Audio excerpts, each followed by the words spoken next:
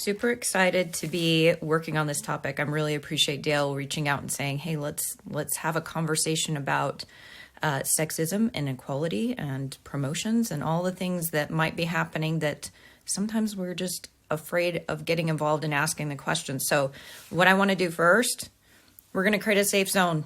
Any questions, I'm open to answering directly or in the group or whatever you want. I think this is a great opportunity to open up. I was working with a client, and this is a very common thing to have this hesitancy of being able to talk about some of these things. That what if I say the wrong thing? What if I ask the wrong thing? Or if I misstep? It's okay. It's okay. We all have bias. I've done things where I'm like, oh, I can't believe I did that. And we each have it. It's okay. It's being more intentional, being aware of it, and being willing to step through it. One of the first things that I always teach is any leadership training. You've probably heard this over and over again. Get comfortable being uncomfortable. But often we hear, oh, but not in DEI. That's just too uncomfortable. But guess what? We're going to get uncomfortable. We're going to step through it, and we're going to grow. So looking forward to creating this series and working with all of you and creating this safe zone where we each can bring all our questions and open our minds and create real change. Okay, sometimes I think people don't realize how broad sexism is and just how much is here. So I'm going to try and make this a little bit more consumable by breaking it down into 2-minute videos or less.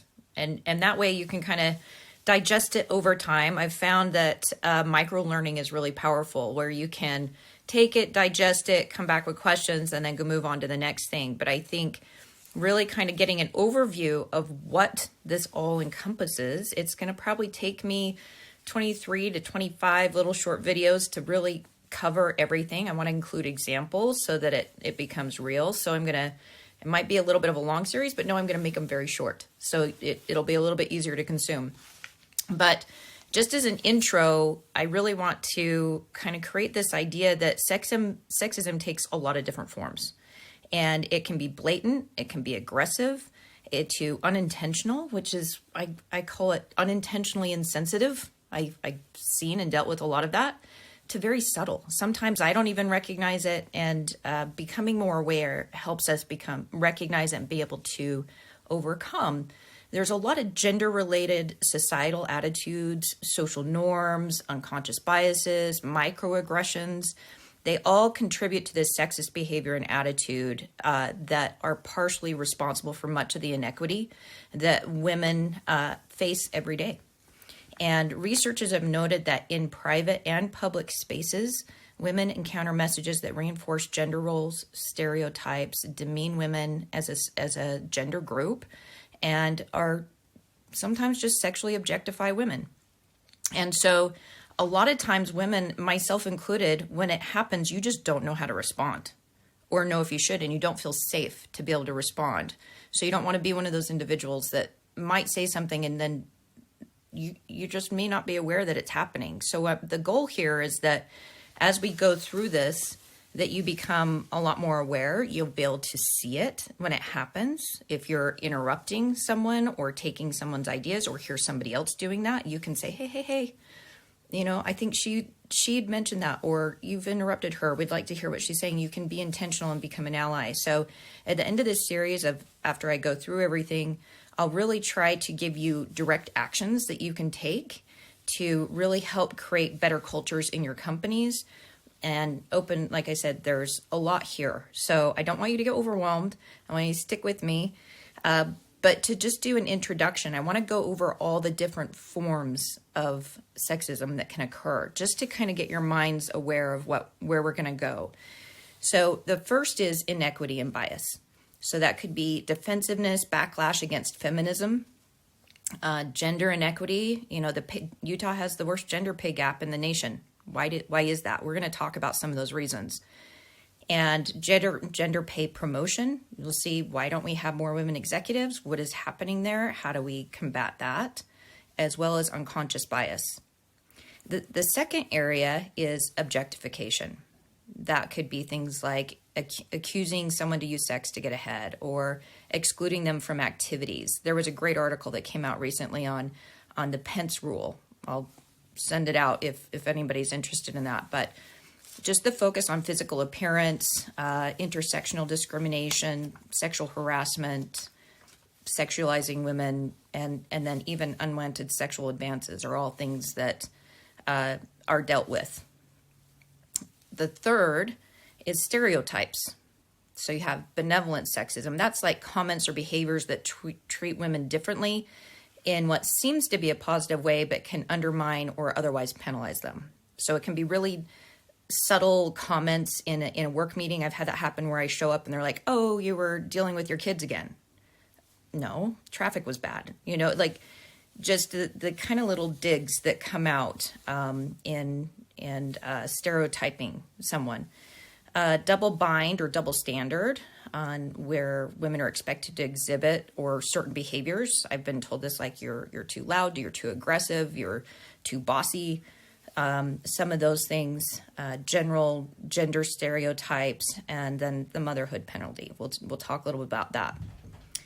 The fourth is undervaluing women and assuming that affirmative action or incompetence, or they can be condescending and talk down like, "Oh, did you understand that?" Like just some of the ways you might talk to someone is a form of sexism. Use of language that might demean a woman in a variety of ways, or undervaluing someone's contributions. This is something I dealt with a lot in my career. And, even things where I was told, "You know what, Trina, you didn't get that promotion. He has a family to provide for." That somehow my family was less valuable than his family. So there's a lot to go over here. I'm excited to talk through this with everyone. And we're going to dig into a lot of these things, use a lot of examples, and then help you have direct actions to be able to not just identify it, but what can you do to make sure that not either you or your teams are continuing these types of behaviors. So, looking forward to it. Okay, we're going to talk about unconscious bias. And I'm going to try and move fast, but this one's going to be a little bit longer. This is probably one of the bigger issues, and we don't recognize as often, so I want to make sure I'm spending enough time on it to give you enough information that you can recognize it when it's happening. So, first of all, unconscious bias really is when you have stereotypes or beliefs regarding certain groups and the people or individuals that you hold, and you're not even consciously aware. You don't even realize you're doing it sometimes. And so people can behave in sexist ways without even realizing it. And, that unintentionally insensitivity, you don't want to have that. And so we're going to try and break that down today. So unconscious bias is definitely the most common category of all the inequity and bias themes that we're going to talk about. But the first one that we really want to address is a speaker's assumption that the woman's capabilities or expertise is due to their gender. So this can show up as he insisted that you may not be sexist or are surprised when a woman had a man's job, like a dentist or a doctor or a pilot. In one example that I'm going to share in the research here, he said, "It's not that I don't think women can do those jobs, it's just that I'm surprised when they do." That's a bias, right? Assumption of what a woman's role is or what type of professions they're going to go into is a bias. I've received that as far as shock and surprise, and in this case, very similar. A man in the workplace saying, "I mean it as a compliment, but you don't look like an engineer." This is really common. A woman in the tech industry, what does a computer scientist look like? Right here. So really trying to overcome our biases of what individuals or perceptions look like. This one, the second one, is a tendency to assign roles or responsibilities to women because of their gender. So a very common one, and this is one to be careful for your workplace, is not assigning what I call the office housework to women. So taking notes on a call or scheduling all the events or running errands, like everybody should be running those types of non-essential tasks. That is not the responsibility of just the woman in the room. And I had my sister-in-law who was executive at a bank where the executive team was assigning her all the office housework. So this happens at all levels.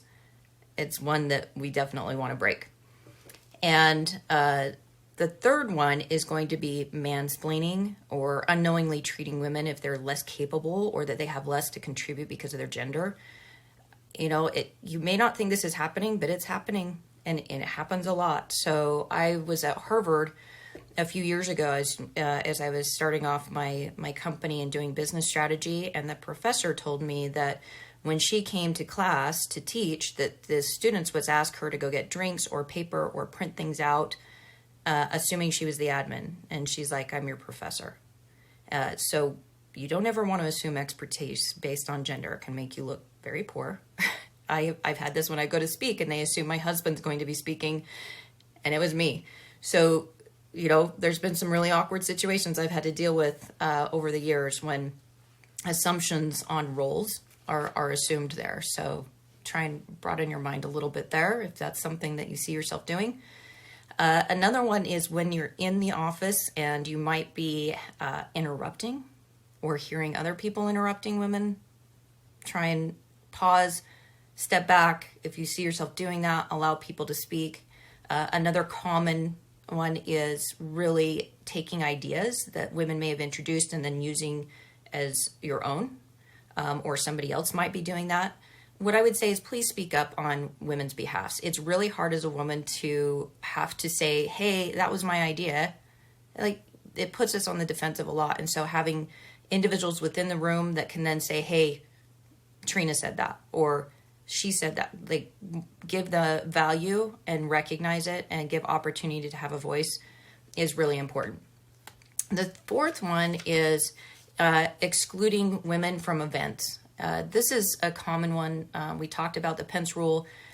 Really go learn about that. This is a really challenging one, and it's why we don't see more women in leadership, is because they've been excluded quite often from opportunities to network, to event, from one-on-ones because of their gender.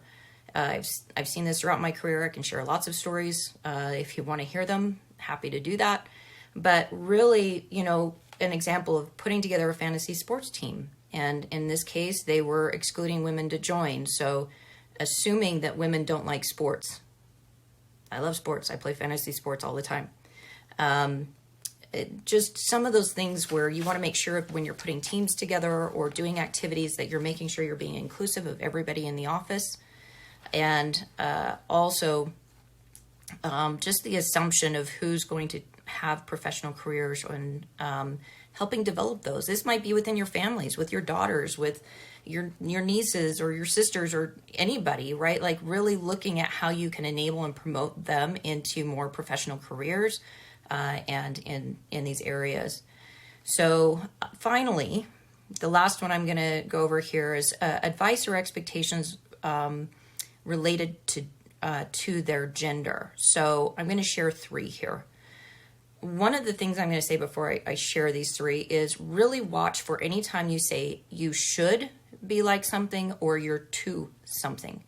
What I've heard very often in my career is like, well, you should be doing this. You should be doing something else and besides what you're doing. It could be like, well, shouldn't you be taking off to go deal with your kids right now? Shouldn't you be doing, like, this assumption of what my role is and what I should be doing and applying that? Or you're too crisp, you're too loud, you're too aggressive. Lots of fun stories there. But anytime you hear to or should, it's a form of a perception that you have in your mind of what you're putting on somebody else, and that is a form of bias. So watch for those 2 trigger words. But in these 3 examples, a problem was being brought up and addressed, and after looking at the time, my boss, who was frustrated, told me it was probably time for me to get home to my children, and I was dismissed. And the men continued their discussion. So again, it's a form of exclusion, dismissal, and assumption of what they should be doing. The second one, this person pulled me aside after a meeting where I had been expressed a strong opinion. He said that I was being emotional, irrational, and aggressive, almost like he'd read a book on gender to learn what to say. Now, what I would say I've experienced most of my career is anger in the office, and anger is an emotion. We all have emotion.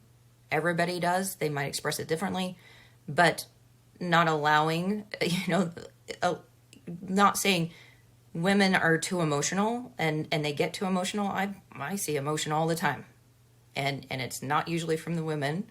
So just be careful of that, right? And maybe not usually, just We're all human. We all have emotions. It's going to be there. It's okay. It's common. Just allow it, right?